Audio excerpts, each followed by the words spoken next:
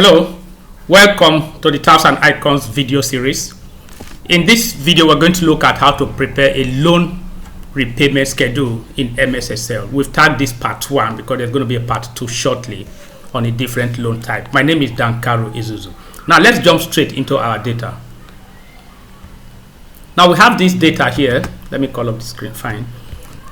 Now let's look at the illustration. What are we supposed to do? We work in a company and has then taken a facility of 100 million naira, which is the loan amount here. Hypothetical interest rate is 23%. Usually interest rate on facilities are usually per annum. So whether you're taking the loan for 3 months, for 10 years, the interest rate is usually written on per annum basis. Now we know apart from interest, there are other charges that follow facilities, and for this example we have assumed there's going to be a quarterly management fee of 2% flat paid on outstanding balance at the start of each quarter. Now the tenure of the loan is 18 months while there is a granted moratorium of 3 months. Now for those of us who are not in the finance environment, moratorium simply means a period where payment towards recovery of principal will not be made, but you will still be paying interest. So it's like a grace period granted to a borrower. Now, first the thing you need to do is design your template the way we've done this. I've stated all the loan items, debt, interest rate, management fee, tenor, and the moratorium in months. Now, usually when you have a typical loan, there's going to be a lot of other charges. So you create each of those charges on a column. Now for this, we have only 2 charges, which is interest and then quarterly fee. So I have interest as a column here, quarterly management fee as a column here.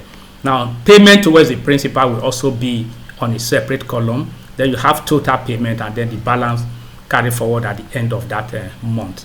So the first thing we're going to do is let's create this and say what is the balance of that facility in month 1. The balance is actually going to be the amount borrowed, so I just take equal to and I pick this amount. This is the, what did I do? Okay, I say equal to and I go pick the amount borrowed and I hit my enter key. So this is the balance at the beginning of the month, which is month 1. I have 100 million. Now interest, we said interest usually paid on monthly basis. So in month 1, we know interest simply the interest rate times the outstanding balance. This loan is on reducing balance, so I'm going to say equal to the interest we said is per annum, but we are talking of 1 month, so I'm going to divide that by 12 multiplied by outstanding balance at the month end, which is 100, and I hit my enter key there. So we're saying that at the end of the first month, the interest to be paid will be 1.916 million. Now, let's look at quarterly fee. We are told that the quarterly fee will be paid at the beginning, on outstanding balance at the beginning of each of the quarter, which means quarter 1 will start here. So I'm going to pay 2% flat on this. Then the next time I'm going to pay will be the 4th month. That's the beginning of another quarter. So what function are we going to use so that we can actually copy down and create a very seamless scenario? Now if I do it manually, I'm going to come here and say equal to this and then I multiply by this. This is going to be the quarterly fee I'll pay, but then the next month I will not pay until I get to the 4th month. So I need a function that will tell me now you are in the 4th month, so make payment. You are in the 8th month, make payment. You are in the 12th month, make payment. So what I'm going to do, I'm going to use a function called mode. What mode does is that it leaves a remainder after a number is divided by a divisor.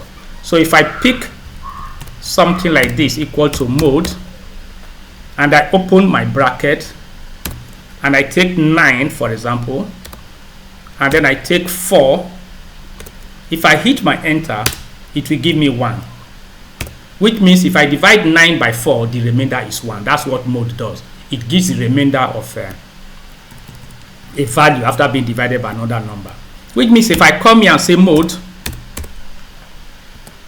and I'm taking the first month and I divide it by 3, which is quarterly, because we said every quarter that's when payment is going to be made. If I divide it by 3, and I hit my enter key, it's going to give me 1 here. So if I copy this number down, let's try to understand something. You will see that here is going to be 0. That's those blank places. It's going to be 0. And anywhere I have 1, that is the beginning of a quarter. So this is the beginning of a quarter. This is the beginning of a quarter. So it means that I'm going to start paying those management fee wherever I have 1. So if I have 1 here, this is 4, which is the beginning of another quarter. I have 1 here, this is 7, this is the beginning of another quarter. And I have 1 here, which is 10 at the beginning of another quarter. So what I'm going to just simply say is, if this function translates into a 1, that means that is the beginning of a quarter. So I'm going to pay my management fee. Very simple, isn't it? So I'm coming here, I will say if I take the if statement, the mode, which is what we just calculated, if the mode of this one by 3, which is the divisor, if this thing translates into 1, we already saw that if it is 1, that means the beginning of a quarter. Since I did if statement, it's going to ask me value if true. We know what the if statement value if true. What will happen if this function translates into true? That means I'm going to pay management fee of 2% flat. So if it is true, I'm going to pay this multiplied by outstanding balance, because we are told that interest is paid on outstanding balance at the beginning of each month. So I'm going to pay that. Now when I take comma, it's asking me value if false. What if it is false? It means I'm not paying management fee. If it is false, it's going to be 0. So I hit my enter and I get this. Which means if this formula is correct, by the time I copy it down, I'm not going to make any management fee until the next quarter. So let's leave that and come to principal repayment. Now, we have a moratorium here of 3 months, and I just defined that moratorium period you don't pay. Which means if the period, this is month 1, which means we won't pay anything here because there's moratorium. Month 2, month 3 we won't pay, we'll start payment from month 4. What we are saying basically means that if the month we are considering is less than or equal to the moratorium period, principal payment will be nil. Otherwise, we are going to pay principal based on the amount borrowed divided by the available number of months, which usually the tenor less any moratorium. So I'm coming here to say equal to, if, let me use if or, because there are 2 situations there. Let me say if or, for example, this month here, if this particular month is less than or equal to the tenor, let me hold that first, it's less than or equal to the tenor, and I take a comma. Condition 2, if the month we are talking about is already greater than the tenor, that means the facility has expired, which means I won't pay. So the condition 2 is if this one is greater than the tenor, that means the facility have expired. If any of this situation takes place, value if to what will happen, I won't make any payment. Payment will be 0. Otherwise, I will make payment, which said is the value of the loan borrowed, which is this one, divided by the available months.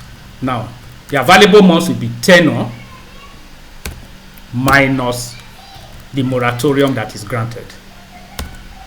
Now, this is what be. So if I hit my enter key, you see that I'm not making any payment because the moratorium is covering it.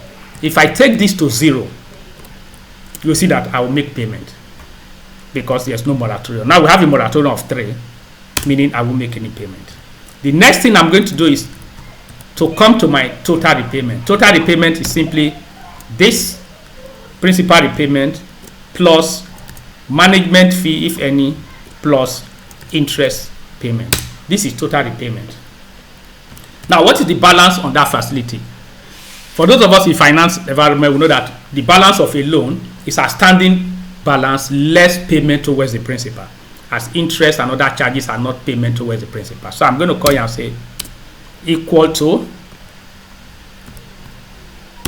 the outstanding balance on this loan will be the 100 million here less principal repayment. Now no principal was paid, which means the loan still stands this way.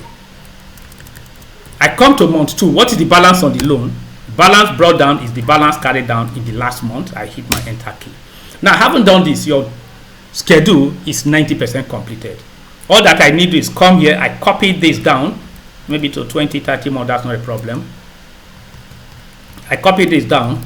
I like to take out this error sign by saying ignore error so that my work can be neat. So I'm going to come here and copy the whole of these ones down. Look at what I'm doing. Copy the whole of this down to month 20.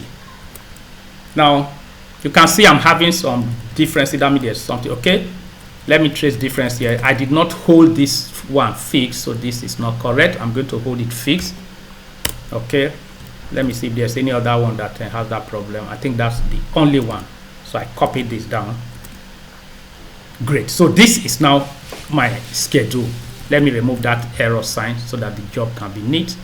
Ignore error. Okay, so this is my payment schedule. You can see that first month I paid quarterly fee. I paid quarterly fee again. The next quarter I paid quarterly fee, and you can see other months that are not beginning of a quarter was skipped, and I continue paying this quarterly fee until the end of the facility. Now this is my principal amount, and this is the total payment. So if I'm an accountant, what I will do at the end of the month, I compare this with the debit sent to my account by the bank, and if it anything different from what I have here, then I can actually raise some issues with my bank.